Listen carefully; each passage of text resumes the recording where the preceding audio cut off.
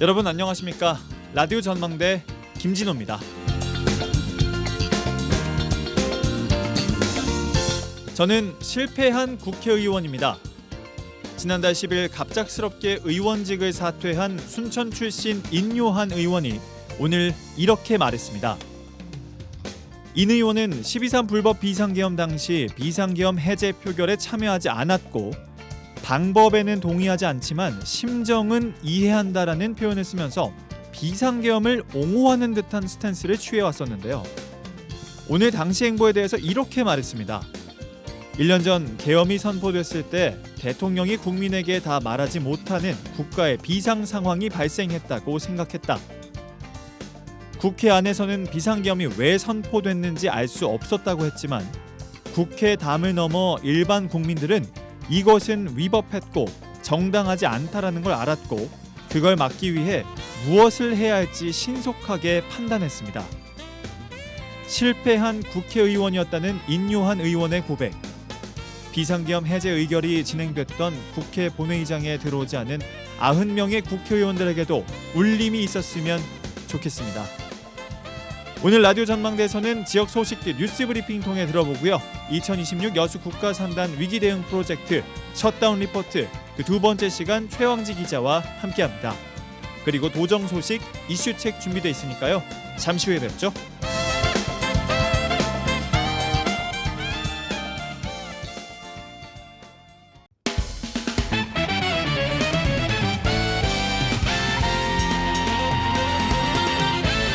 라디오 전망대 1월 12일 월요일 순서 출발합니다. 지역 뉴스부터 정리해보죠. GBS 뉴스의 차범준 국장과 함께하겠습니다. 나와 계신가요? 네, 안녕하세요. 네, 안녕하세요. 오늘 지역 소식은 광주 전남 통합 관련 소식 우선 정리해보겠습니다. 이재명 대통령의 광주 전남 통합에 대한 언급 이후 지역 정치권에서 통합을 위한 여러 후속 소식들을 전해드리고 있는데 지난주부터 통합 추진을 위한 구체적인 움직임이 가시화되고 있어요. 네, 올 지방선거를 앞두고 광주 전남 통합 이슈가 지역 정치권의 최대 관심사가 되고 있는데요.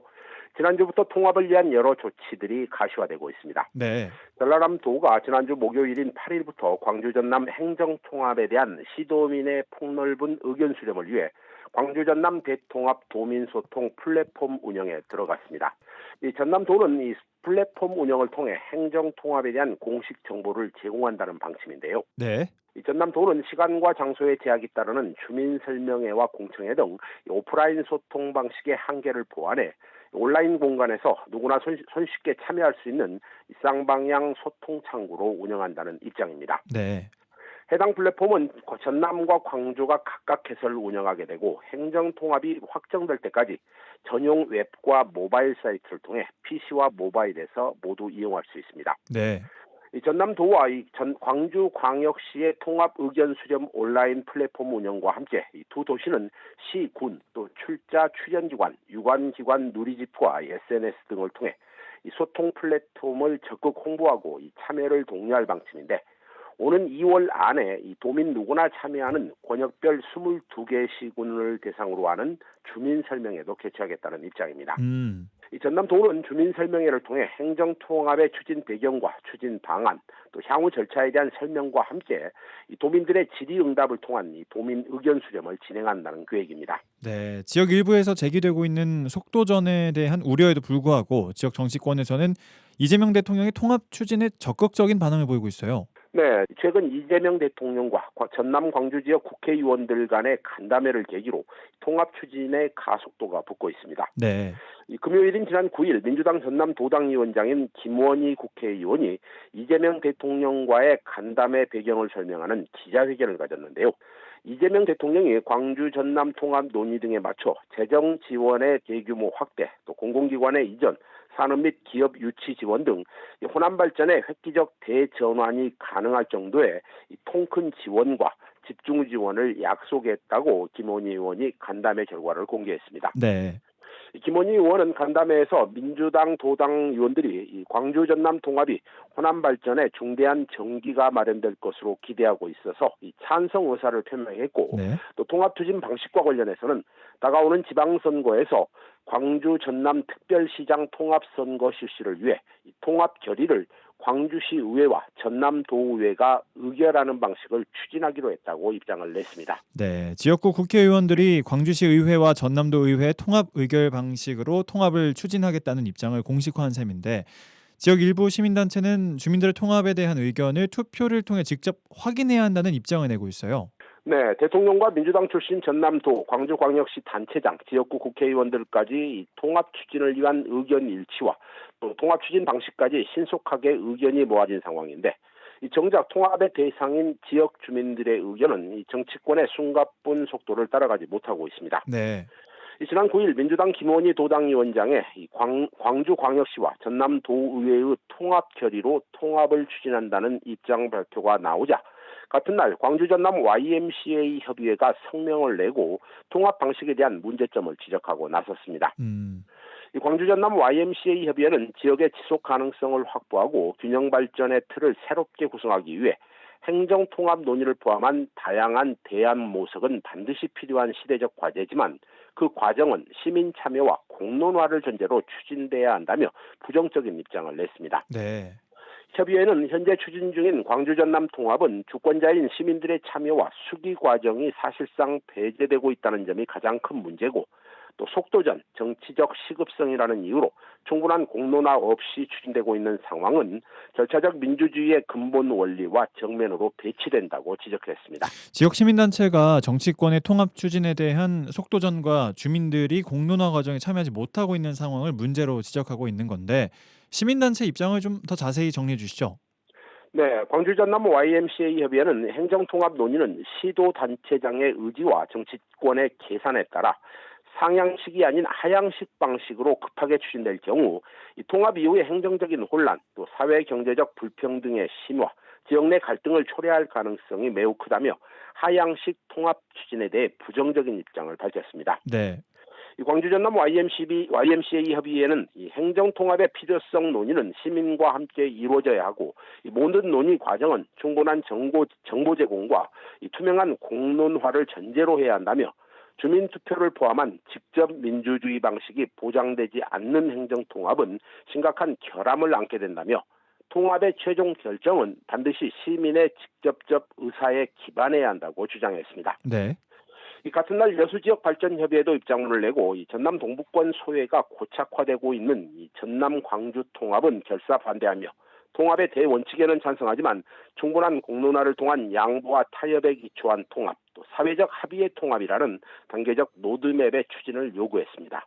통합이라는 이 대의 명분의 속도전으로 치닫고 있는 지역 정치권이 혹시 지역 주민들을 대상으로 하는 공론화 과정이 소홀한 것은 아닌지 한 번쯤 걸음을 멈추고 좀 살펴봐야 될 필요가 있어 보입니다.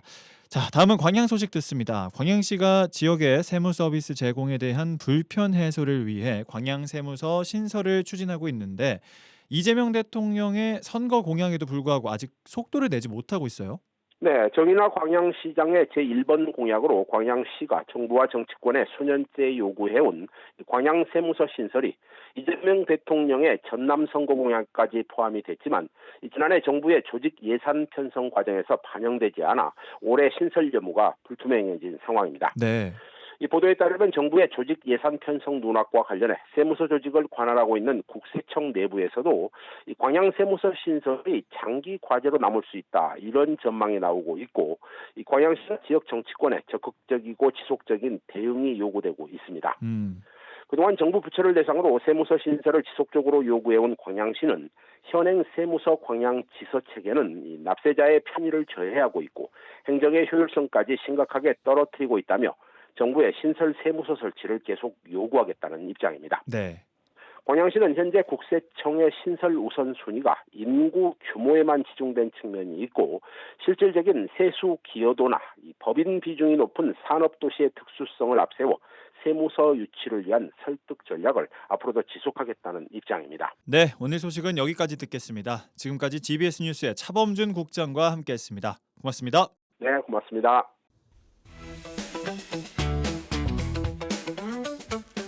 지역의 이슈를 직접 체크해드립니다. 이슈 체크. 이슈들을 직접 체크해보는 시간 이슈책, 이슈체커 이미지 리포터와 함께합니다. 어서 오세요. 네, 안녕하십니까? 네, 오늘은 어떤 이슈를 체크해볼까요? 네, 오늘의 이슈 체크. 이 여수시의 인구 위기 속 청년들의 목소리 체크해봤습니다. 우리나라의 인구 감소세는 2020년 이후 계속해서 하락세입니다. 네, 지역의 인구 감소도 마찬가지인데요. 지난해 여수시의 인구 감소세가 역대 최다 규모라고요. 네. 지난해 말 기준 여수시 인구는 26만 3천여 명으로 1년 전보다 4,500명이 줄었습니다. 네. 포털 사이트에요. 여수 인구를 검색하면요. 그 인구 그래프가 쭉 나오는데요. 정말 꾸준히 가파르게 하향하는 것을 볼 수 있습니다. 네. 네. 그런데 이렇게 4천여 명 이상의 인구가 줄어든 건 처음인데요.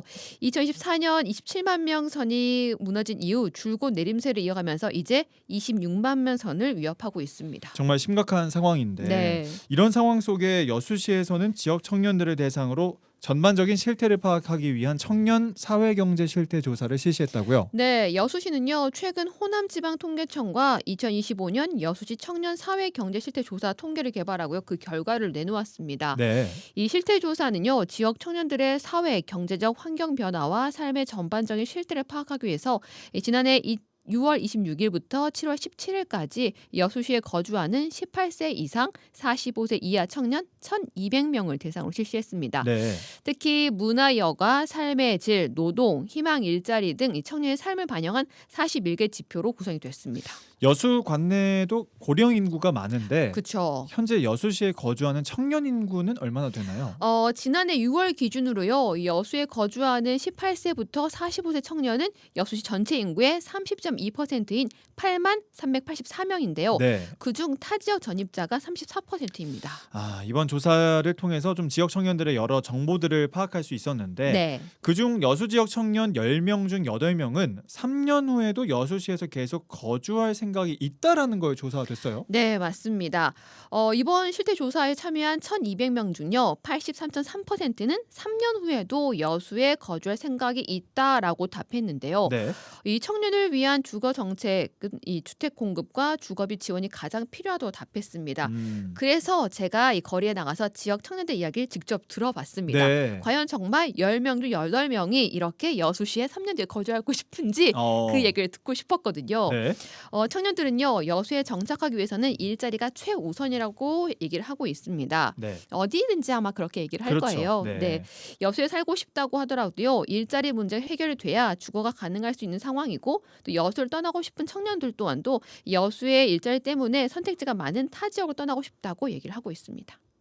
가능하면 다른 지역으로 좀 이동하고 싶은 생각이 있어요. 다른 지역에 비해서 좀 인프라가 떨어지는 부분이 있어가지고 지금은 이제 직장이 여기서 있는데 다른 지역에서 직장을 얻게 된다면 떠날 것 같아요. 주위에는 떠나고 싶어하는 사람들이 더 많은 것 같아요. 사실 직장도 이제 선택지가 그렇게 많지는 않거든요. 공단 아니면 이제 뭐 공공기관 말고는 청년들한테 열린 그 일거리가 있다고 생각이 들지는 않거든요. 그래서 다른 청년들도 대부분 같은 생각을 하지 않을까 싶어요. 물론 살 것 같긴 한데 좀 더 다른 곳에서도 살고 싶다라는 생각도 좀 있어서 도시에서도 뭐 살아보고 싶고 이런 부분들 때문에 있는 것 같아요. 그런데 살면은 이제 뭔가 교통도 좋고 문화적인 부분 접점도 많아지고 하니까 그런 부분인 것 같아요. 꼭 떠나야겠다 그런 건 아니에요. 저는 일자리만 여기서 구해지면 여기서 계속 살고 싶어요.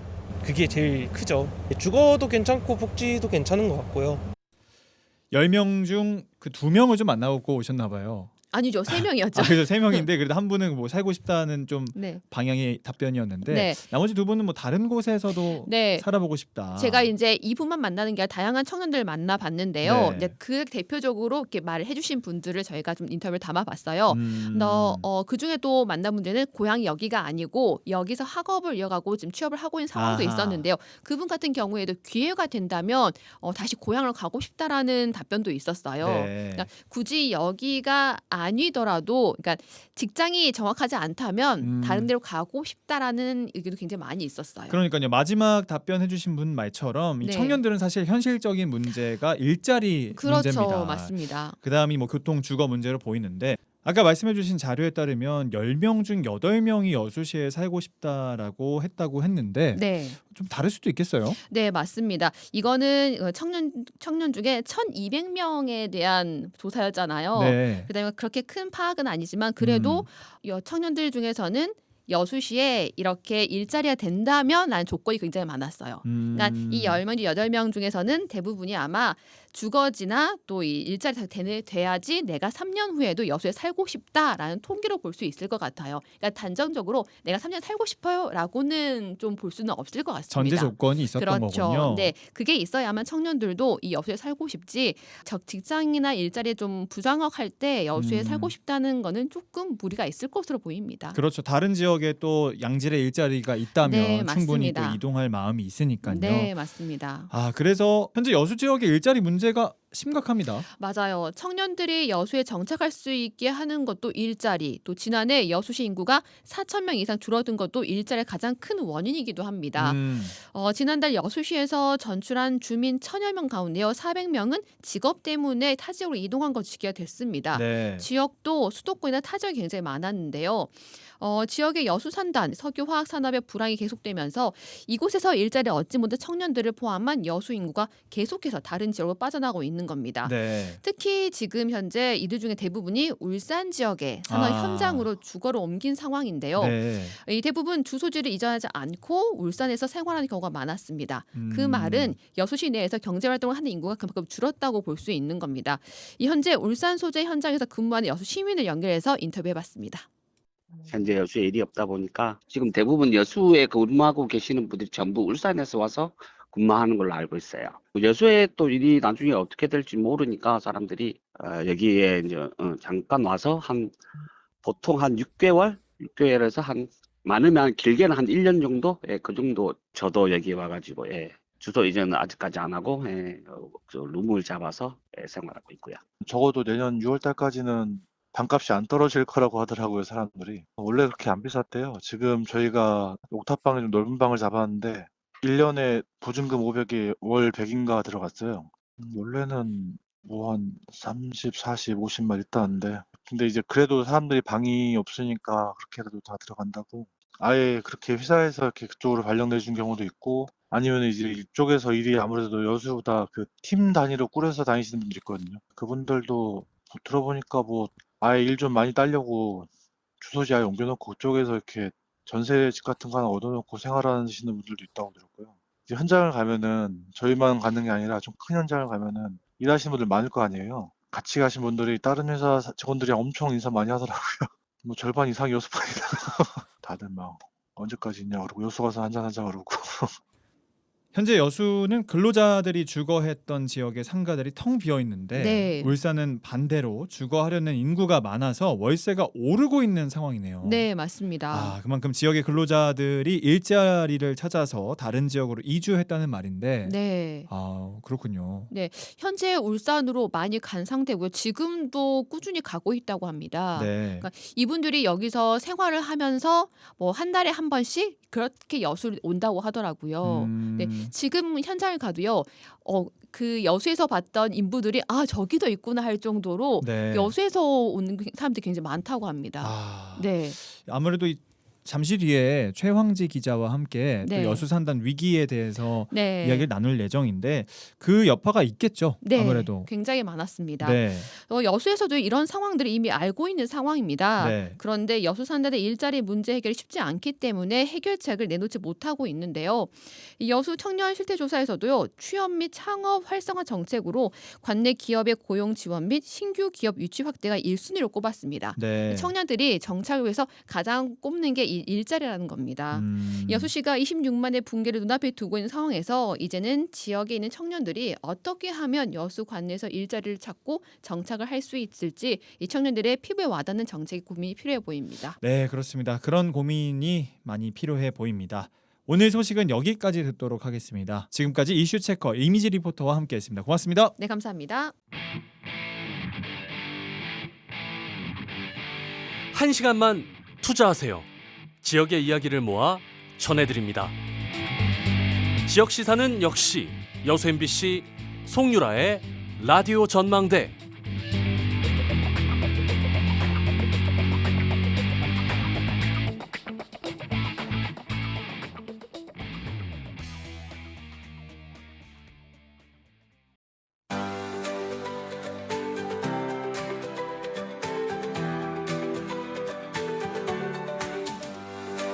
지역을 넘어 국가의 주요 산업이었던 여수 국가산단이 위기를 맞았습니다. 위기를 진단해보고 해법을 찾아보는 시간이죠. 2026 여수 국가산단 위기 대응 프로젝트 셧다운 리포트, 오늘은 두 번째 시간인데요.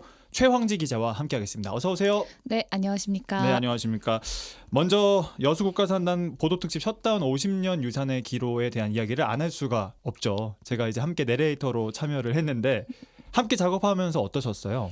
네, 일단 김준호 아나운서는 저희 여수 MBC에 2024년 입사를 하셨죠. 네, 그리고 뉴스투데이 앵커를 맡고 계시고요. 그렇습니다. 네, 그리고 여수 산단에 대한 관심도 많으시잖아요. 너무 많죠. 네. 그래서 저희가 엄선하고 엄선해서 네, 이제 김준호 아나운서에게 부탁을 했는데요. 네. 일단은 산업적인, 경제적인 좀 다소 어렵다고 느껴질 다큐멘터리를 굉장히 편하게 잘 전달을 해주셔서 좋았고, 네. 그리고 좀 변동성이 좀 심한 스케줄임에도 불구하고 또 긍정적인 애티튜드로 임해주셔서 저는 감사합니다. 네. 좋은 말씀 많이 해주셨는데 뭐 아쉬웠던 부분은 없으셨을까요? 네, 없습니다.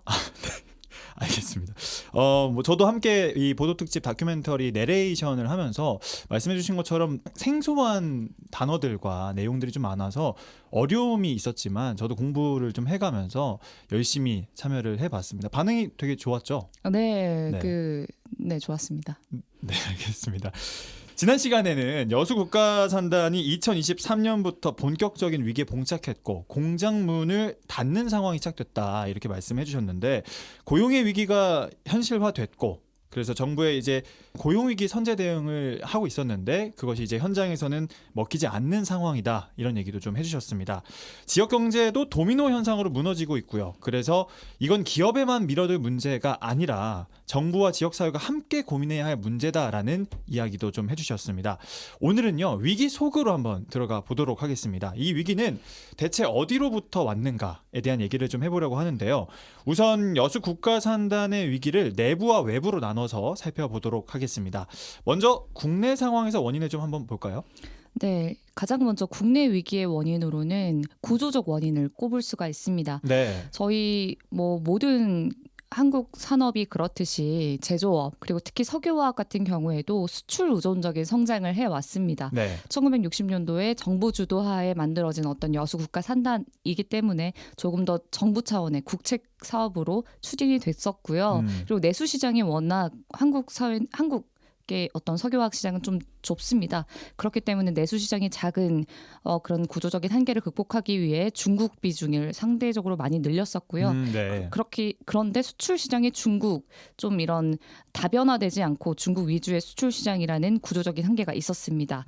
그리고 또 저희는 석유화학은 특히나 원유 생산국이 아니지 않습니까? 네. 원료를 100% 수입에 의존하고 있습니다. 네. 그래서 국제 유가, 환율, 정세, 특히 글로벌 정세에는 취약할 수밖에 없습니다. 이런 구조적인 원인뿐만 아니라 한 가지 더 있는데요. 그것은 바로 경쟁력 하락이 주요 원인으로 또 꼽힙니다. 네. 아까 말씀드렸다시피 1960년대에 만들어진 설비이다 보니 노후화가 심각할 수밖에 없고, 가면 갈수록 경쟁력은 당연히 하락할 수밖에 없습니다. 그리고 한국 석유화학 같은 경우에는 에틸렌, 그리고 폴리에틸렌 같은 범용 제품 위주의 수출을 했었거든요. 네네네. 그런데 이런 범용 제품은 중국, 그리고 중동에서도 만들 수가 있고 오히려 더 싸게 공급할 수 있습니다.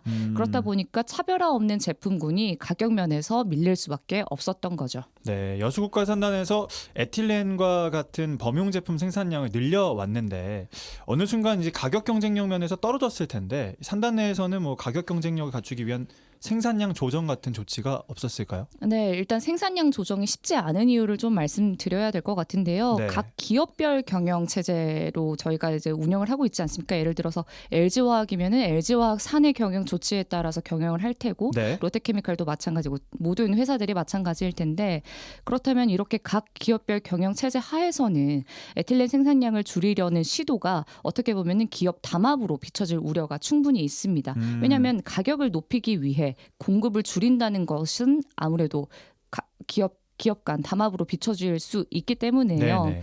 그리고 또 공장 가동을 멈추는 것이 쉽지 않습니다.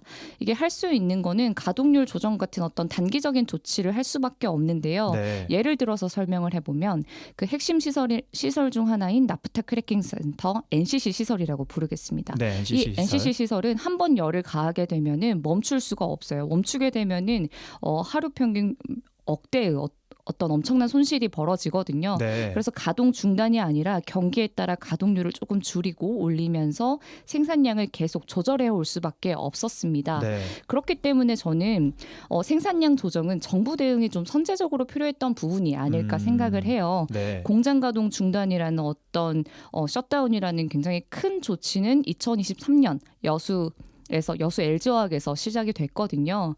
그런데 이 에틸렌 생산량 조정이 진작부터 이뤄졌다면 네. 기업별로 이렇게 각자 도생령 셧다운이 아니라 단계적인 범위 내에서 감산이 이루어질 수도 있지 않았을까. 현재 지금 여수 같은 경우에는 일시에 충격이 굉장히 피해가 크잖아요. 네. 그러니까 선제적 대응 부실이라는 어떤 지적을 정부가 피할 수는 없어 보입니다.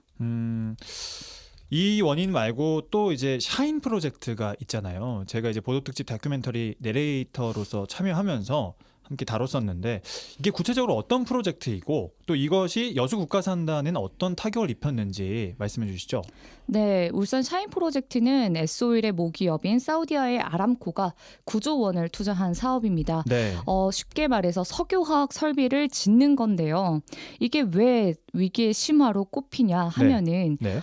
설비를 지금 감축하려고 하고 있는 상황 속에서 지어지는 초대형 설비이기 때문입니다.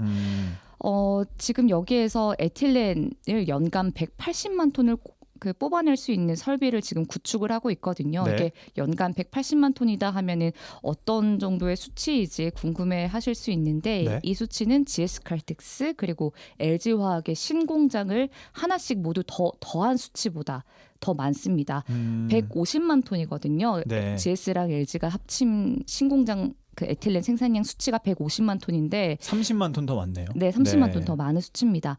그리고 또한 중요한 것이 지금 정부 주도의 구조 조정으로 에틸렌 생산량 감산 정책을 진행하고 있지 않습니까? 네. 그런데 정부 차원의 이런 감산 정책과도 이 샤인 프로젝트는 역행한다는 특징이 있습니다. 현재 지금 정부는 270에서 370만 톤의 감산 목표를 잡고 있어요. 네. 근데 이 가운데 절반이 올해 말 샤인 프로젝트가 완공이 되면은 다시 생산이 되게 되는 거죠. 그러니까 샤인 프로젝트가 아무래도 너무나 또 많은 초대형의 생산량을 가지고 있을 수 있기 때문에 타격이 될 수 있다. 네, 맞습니다. 그리고 또 네. 하나 더 짚어볼 것은 샤인은 지금 중동에서 값싼 원재료를 수급할 수 있다는 어떤 유통의 강점도 있습니다. COTC라는 일명 크루드 오일 투 케미컬 원유에서 바로 석유화학을 뽑아내는 신기술을 지금 최초로 한국에서는 도입이 되는데요. 네. 이 기술이 난이도 또한 있고 투자 비용도 높아서 한국 기업들은 이제 할 수가 없는데 이 프로젝트를 이 신기술을 샤인이 주도한다고 보시면 됩니다. 말씀해주신 부분이 이제 아무래도 원가 경쟁력에서 좀 우위가 생길 수 있겠다라고 네, 그렇습니다. 말씀해주신 것 같습니다. 그럼 다음으로는 좀 외부 얘기, 중국 얘기를 좀 해보려고 하는데요. 샤인 프로젝트 말씀해주신 부분으로 이 중국의 저가 공세에 대한 대응이 될 수 있을까요? 네, 아무래도 일단 샤인 프로젝트가 기회가 될지를 한번 살펴봐야 될 것 같은데요. 네. 그렇다면은 만약에 저희가 이 초대형 신식 설비를 만들었다. 그러면 효율화는 분명히 높아질 수 있습니다. 어떤 적은 기회 비용으로 최대한 많은 양의 생산량을 에틸렌을 뽑아낼 수 있어요. 네. 그리고 또 중동의 원재료를 확보를 용이하기 때문에 당연히 원가 경쟁력도 높여질 수 있죠. 네. 정유와 석유화학의 어떤 통합 기술, 한마디로 초대형 저비용 설비이기 때문인데요. 그렇다면 이 중국의 저가 공급 과잉에 대한 대응을 과연 이 샤인이 할 수 있는가? 그리고 한국 사회가 이거를 막을 수 있는가에 대해서는 좀 더 고민이 필요한 게 네. 아무래도 공급 과잉적인 측면에서 보면은 앞으로 더 이 샤인 프로젝트로 인해서 공급 과잉은 심화될 수밖에 없습니다. 왜 그렇죠? 아까 말했다시피 180만 톤을 연간 더 만들어지기 때문이에요. 네. 그리고 또 국내에서도 석유화학 제품의 가격이 떨어질 위험성이 존재합니다. 왜냐하면 당연히 어떤 갑자기 대규모의 어떤 에틸렌이 시장이 쏟아져 나왔을 때는 네네네. 당연히 그만큼 가격이 떨어질 수밖에 없고요. 그래서 중국산 저가 제품이랑 그러면 국내 제품이 다시 경쟁을 하게 해야 되는데 그렇다면 과연 그게 가격 하락이 어떤 긍정적인 가격 하락이 아니라 기업들이 손해를 보면서도 공장을 돌릴 수밖에 없는 그냥 지금과 같은 현상 유지 상황에 그치지 않을까라는 우려가 존재합니다. 이 중국의 저가 공세에 대한 이야기를 더 해보려고 하는데 우리나라를 얼마나 따라온 거죠 지금? 지금 현재 한국은 그 2018년 기준으로 살펴봤었을 때 네. 에틸렌 생산량으로 보면은 전 세계 4위 규모로 석유화학 강국이었습니다. 네. 2018년 한국 에틸렌 규모가 926톤, 당시 중국은 2,564톤이에요. 근데 2018년 중국의 자급률이 55%밖에 안 됐기 때문에 네. 이 제품이 부족하다 보니까 한국에서 이 에틸렌을 수입해서 충당을 했었고요. 그런데 지금 2025년을 살펴보면요. 한국 에틸렌은 926톤에서 1,700여 톤으로 늘었고 중국 에틸렌을 살펴보면은 2,500톤에서 5,500톤으로 늘었습니다. 그러니까 한국이 600톤 가량 증가할 때 중국은 2,500톤이 는 거예요. 네. 지금 현재 2025년 자급률은 이미 80%를 넘겼고 그렇기 때문에 한국에서 이제 수입을 더 많이 할 필요가 없어졌습니다. 수입을 줄일 수밖에 없어서 한국이 이렇게 타격을 입게 된 거고요. 중국의 이 같은 설비 증설에 따라서 지금 전 세계에서 가장 생산 능력이 많았던 나라는 미국이었거든요. 네. 지금 현재 1위 나라는 바로 중국입니다. 이제 미국도 앞지른 규모라고 보시면 되겠습니다. 이게 약간 추격의 의미보다는 이제 점점 지배를 하고 있네요. 석유화학 시장에 네. 있어서는 이미 중국이 가장 압도적으로 많은 수치죠. 네네. 그럼 여수국가 산단에는 이 부분이 어떻게 직격탄을 날리고 있는 거죠?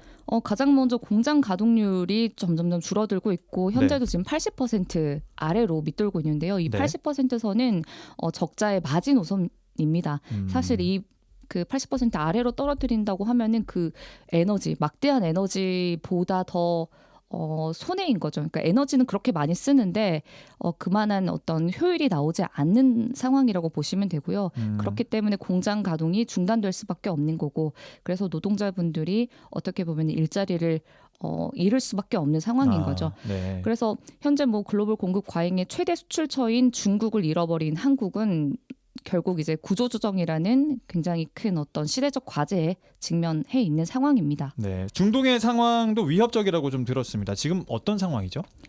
중동 같은 경우에는 원래 원유 기반의 수출 주도의 시장을 갖고 있었는데요. 최근에는 석유화학 분야에 굉장히 아까 말했다시피 COTC라는 신기술 도입해서 석유화학 분야로 진출을 확장하고 있습니다. 제가 생각했었을 때는 전 세계에 있는 석유화학 산업에 대해서 자신들의 규모를 조금 더 확장을 하려고 하는 것 같아요. 네. 지금 그 샤인 프로젝트 같은 경우에도 현재 지금 원래는 정유에서 정유 기반의 S-오일은 정유회사잖아요. 네네. 근데 정유회사에서 석유화학 회사로 그 비중을 높이는 데에도 S-오일은 목표를 잡고 있다고 밝혔습니다.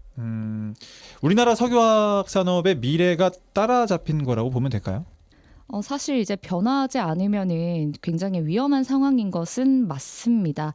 하지만 저희 다큐멘터리에서도 말했다시피 네. 여수 같은 경우에는 장점도 많이 있어요. 아직 대기업들이 있고 지금 탄소중립 화학 실증센터라고 한국화학연구원에서 만든 어떤 실증센터가 있거든요. 현재 여수는 이제 기존의 범용 제품 위주의 수출 구조에서는 더 이상 이제 성장에는 한계가 좀 있고 네. 그 대신에 좀 탄소를 절감하고 그리고 좀 친환경 기술을 도입한 석유화학으로 방향을 좀 모색을 한다면은 분명히 네네. 성장 가능성은 있거든요. 그리고 정부 그리고 전남도 차원에서도 여수를 친환경 저탄소 산단으로 만들기 위해서 노력을 하고 있고요. 이런 부분들이 좀 민간 기업들과 정부가 이렇게 발맞춰서 나간다면 분명히 변화할 수 있을 거라고 보입니다. 친환경 제품 이야기 해주셨는데 고부가 가치 스페셜티 제품으로 체질 개선을 해야 된다라는 말씀이시죠? 네. 이 스페셜티 제품에 대해서 조금 더 설명을 해주실 수 있나요? 그 부분은 저희가 다음 시간에 말씀드리도록 알겠습니다. 하겠습니다. 그러면 오늘은 최황지 기자와 함께 여수국가산단의 위기와 심화되고 있는 상황들을 좀 짚어봤고요. 다음 시간에 방금 말씀하셨던 것처럼 대응책에 대해서 대안에 대한 이야기를 나눠보도록 하겠습니다. 지금까지 최황지 기자였습니다. 고맙습니다. 네, 감사합니다. 네, 한 주간 도정 소식 들어보는 시간입니다. 전라남도 대변인실 박하정 홍보기획팀장님 연결되어 있습니다. 안녕하세요. 예, 안녕하세요. 네, 안녕하세요.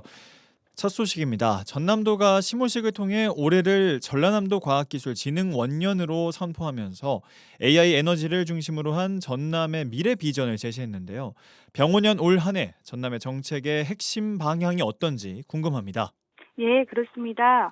우리 전남도는 지난 5일 시무식을 통해서 병오년 새해를 전라남도 과학기술진흥원년으로 선포하고 AI와 에너지를 중심으로 한 도정 운영 방안을 제시하였습니다. 네. 전남도는 과학기술을 전남 발전의 핵심 축으로 삼아 산업 구조를 고도화하고 이를 바탕으로 지역의 지속 가능한 성장을 이끌겠다는 구상을 밝혔습니다. 네.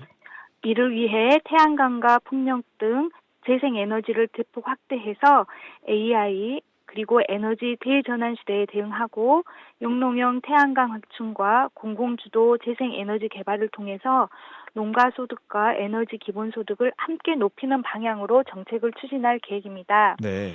또한 과학기술 분야에서는 국립목포대와 국립순천대, 한국에너지공대를 중심으로 인공태양 연구와 AI, 에너지, 우주항공, 첨단 소재 등 미래 첨단 기술 개발을 추진하고 권역별 AI 데이터 센터 클러스터와 남부권 반도체 혁신 벨트 구축을 단계적으로 진행할 계획입니다. 네. 아울러서 기존 석유화학, 철강, 조선산업과 농수축산업에도 AI 기술을 접목해서 산업 전반의 경쟁력을 높이겠다는 구상도 함께 제시되었습니다. 네네.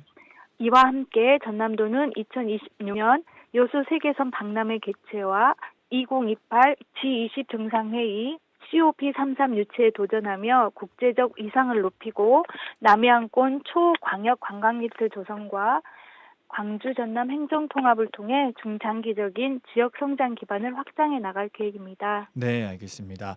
다음 질문입니다. 청와대에서 열린 대통령 주재 간담회를 계기로 광주 전남 행정통합 논의가 한 단계 더 진전됐다는 소식이 전해졌습니다. 중앙정부의 지원 의지가 공식적으로 확인된 건데요. 관련 소식 전해주시죠. 네, 지난 9일 청와대에서 대통령 주재로 열린 오찬 간담회에서 김영록 전라남도지사와 강기정 광주시장을 비롯한 지역 국회의원들이 함께 참석해서 행정통합의 필요성과 국가 차원의 지원 방안에 대한 공감대를 재확인했습니다. 네. 이 자리에서 대통령은 쉽지 않는 통합을 대승적 차원에서 추진하고 있는 두 단체장의 결단에 감사를 표하며 재정과 산업, 행정 전반에 걸쳐 중앙정부가 적극적으로 지원하겠다는 뜻을 분명하게 했습니다. 네. 특히 재생에너지 기반 산업 유치와 남부권 반도체 벨트 조성 검토 등 행정통합과 연계한 구체적인 경제 지원 방안을 언급하며 통합이 정부 지원을 이끄는 강력한 동력이 될 것임을 강조했습니다. 네. 통합 방식과 관련해서도 중요한 합의가 이루어졌습니다.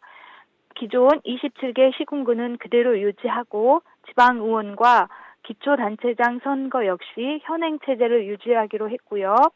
양 시도의 기존 청사를 활용하는 방안에도 의견이 모아졌습니다. 네.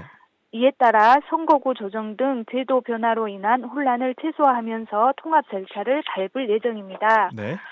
또한 일정 여건을 고려해 주민투표 대신에 시도의회 의결을 거치는 방식의 공감대가 형성이 되었고 대신 지역별 주민설명회를 충분히 개최해 도민 의견을 최대한 반영하기로 했습니다. 네. 전남도는 이번 간담회를 계기로 중앙정부와의 협력을 더욱 강화해서 오는 7월 대한민국 제1호 광주 전남 통합 광역지방정부 출범을 목표로 후속 절차를 차질 없이 추진해 나갈 계획입니다. 네, 알겠습니다. 광주 전남 행정통합 논의가 본격화되면서 도민들의 궁금증을 해소하고 의견 청취를 위한 광주 전남 대통합 도민소통 플랫폼이 운영될 예정이라고요? 예, 그렇습니다. 광주 전남 행정통합은 우리 지역의 미래와 직결되는 중요한 사안인 만큼 무엇보다 도민 여러분의 충분한 이해와 공감이 필요합니다. 광주 전남 대통합 도민소통 플랫폼은 통합 추진 과정에서 도민들이 느낄 수 있는 궁금증을 해결하고 정확한 정보를 바탕으로 소통하기 위한 온라인 창구입니다. 네. 플랫폼에서는 행정통합과 관련된 공식 자료를 한눈에 확인할 수 있고 자주 붙는 질문과 답변을 통해서 주요 쟁점을 쉽게 이해하실 수 있습니다. 또한 질문 답변 게시판을 통해서 도민 누구나 궁금한 점을 직접 질문할 수 있고요. 전담 인력이 신속하고 명확하게 답변을 제공할 예정입니다. 네. 플랫폼은 전남과 광주가 각각 개설 운영하고 주민 설명회나 공청회에 직접 참여하기 어려운 분들도 온라인을 통해서 자유롭게 의견을 나눌 수 있다는 점이 큰 장점입니다. 전남도는 다양한 홍보를 통해 플랫폼 참여를 확대하고 도민의 목소리를 귀담아 듣는데 최선을 다하겠습니다. 네, 알겠습니다. 다음 질문입니다. 저출산 문제가 계속되는 상황에서 전남도의 출생 기본소득 정책이 주목을 받고 있는데요. 특히 2025년생 출생아까지 지원 대상이 확대됐다고요? 예, 그렇습니다.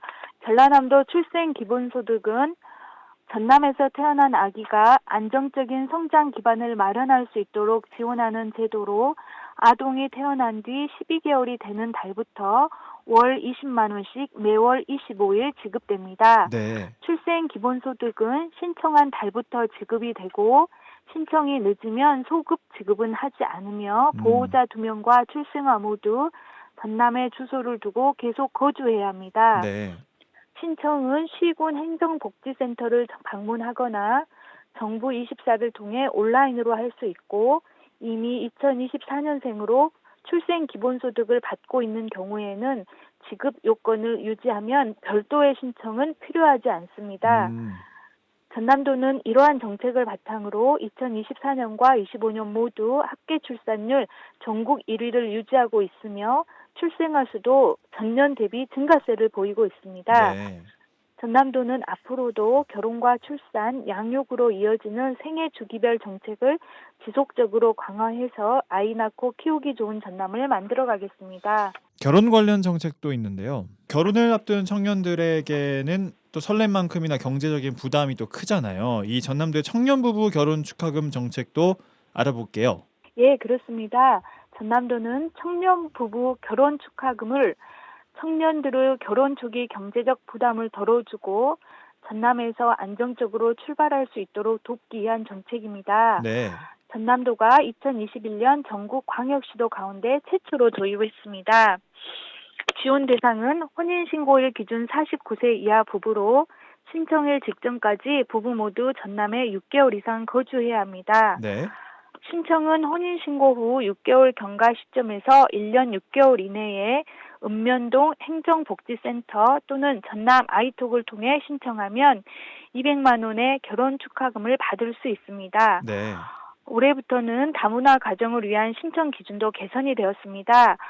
청년 부부 중에 한 명이 외국인인 경우에 기존 혼인신고일 기준에서 결혼 비자 발급일 기준 1년 6개월 이내로 변경해서 비자 발급 시점과 실제 혼인생활 시작 시점 간의 차이를 반영했습니다. 네. 이를 통해서 외국인 배우자의 초기 정착을 보다 현실적으로 지원할 수 있게 되었습니다. 전남도는 앞으로도 청년들이 전남을 머무는 곳이 아니라 정착하는 곳으로 선택할 수 있도록 결혼과 생활을 뒷받침하는 정책을 지속적으로 추진해 나가겠습니다. 네, 알겠습니다. 마지막 소식입니다. 최근 전남도가 세계 예술의 중심지인 뉴욕에서 수묵특별전을 열어서 주목을 받고 있는데요. 전통 회화로 인식되던 수묵이 해외, 그것도 뉴욕에서 소개된다는 점이 인상적인데요. 예, 그렇습니다. 전남도는 수묵예술의 다양성을 통해서 K 수묵의 세계화라는 발판을 마련하고자 미국 뉴욕 한국문화원과 공동으로 지난 10일부터 이달 말까지 21일간 전남 국제 수묵 비엔날레 뉴욕 수묵 특별전을 개최합니다. 네. 세계 미술의 중심지인 뉴욕 뉴잉크라는 주제로 뉴욕에서 열리는 이번 특별전은 K 수묵의 확장성을 알리고 2027년 개최 예정인 전남 국제 수묵 비엔날레의 성공적인 개최를 위해 추진되는 해외 수묵 전시 사업 중의 하나입니다. 네.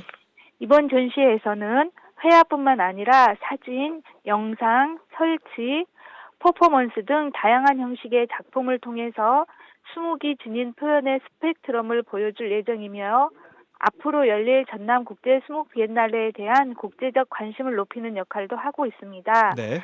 전남도는 수목이 세계와 소통하는 K 콘텐츠로 자리 잡을 수 있도록 관련 사업을 발전시켜 나갈 계획입니다. 네, 알겠습니다. 오늘 소식은 여기까지 듣도록 하겠습니다. 지금까지 전라남도 대변인실 박하정 홍보기획팀장님과 함께했습니다. 고맙습니다.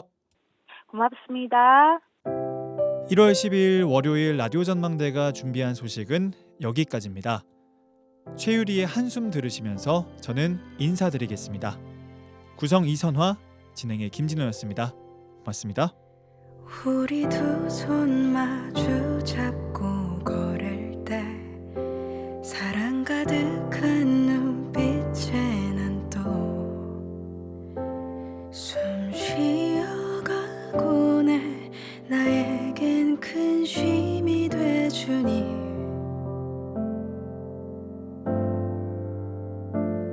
네가 나를 바라보며 걸을 때 우린 서로 가만히 멈추며 또 숨을 쉬곤 해. 우리에겐 이 쉼이 있으니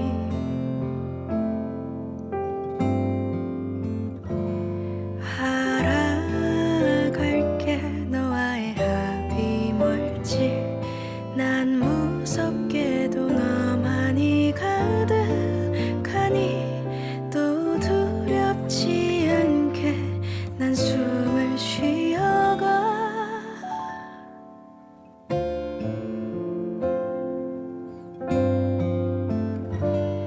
난 내 맘에 한숨을 내쉬다가 나를 깨.